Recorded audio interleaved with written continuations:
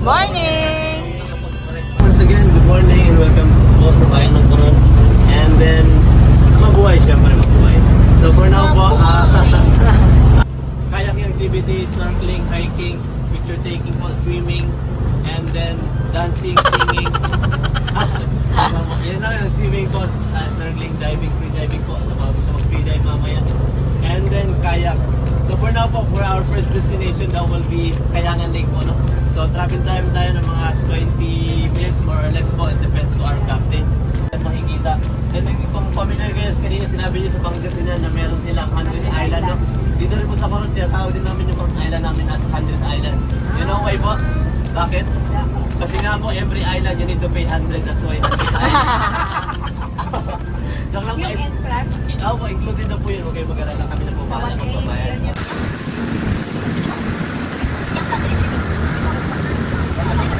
2,000 years later.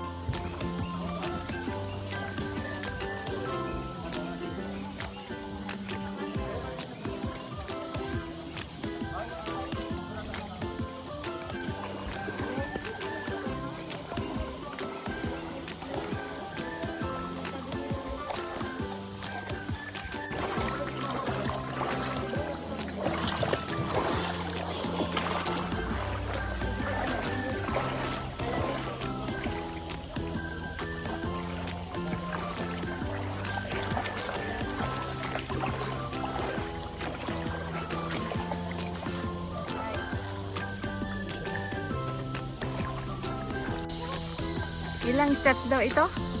300.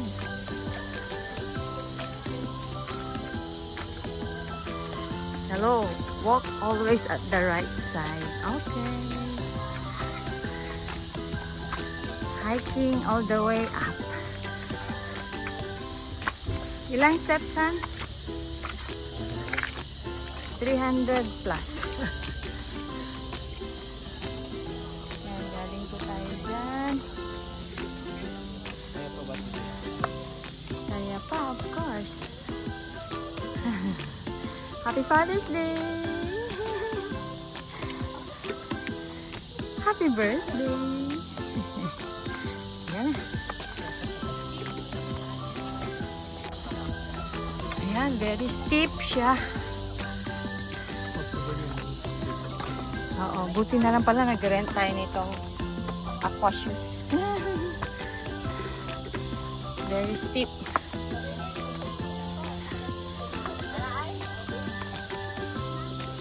Maganda dun sa taas po yung pagpapicturean. Few moments later. Sa gilid minsan, di na pumamunod tapos medyo malalim na mga po kumanda. And then, yan lang naman po. Kung sa mga gustong tumalon, you're free to jump po on that area. And kung ayaw nyo tumalon, meron tayong manual escalator po on that side. Manual escalator. Na-awardan siya as cleanest water in Asia po. Ito? Opo, itong lake. Dalawa po sila ni Barracuda Lake. So this is Kayangan Lake. Kayangan. Kayangan Lake.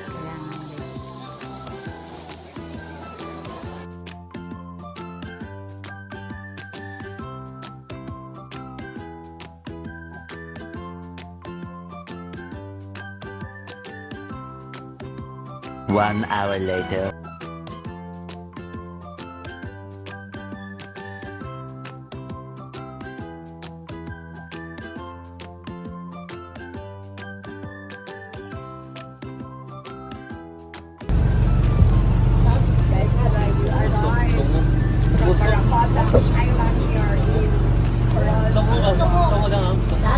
Because of barracuda fish they found before, it was It instant.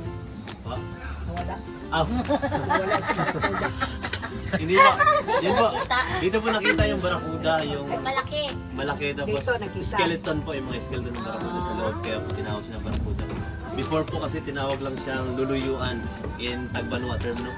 It means po sa kabilang banda, kabilang ano po, side.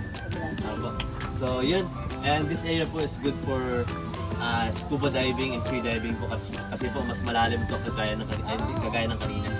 No? So it's a lake also, it's a brackish water, it's a combination of salt water and fresh water also.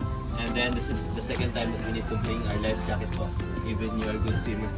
Alright, so the interesting thing here po is the temperature under, because it's getting warm po pag na-reach nyo yung 10 meters deep.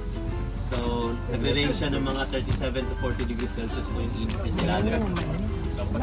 Connection siya sa Mag-init. Kasi connected ito sa Mag-init Hot Spring. Hindi po, hindi po connected.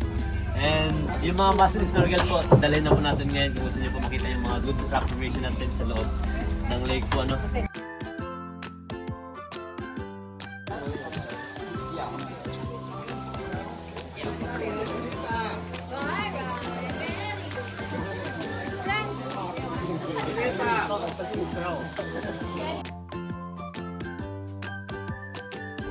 Yung kanina sa reels, dyan lang, dito lang. Abati ka pa konti. Okay, good. Dyan po. Sa ilalim lang.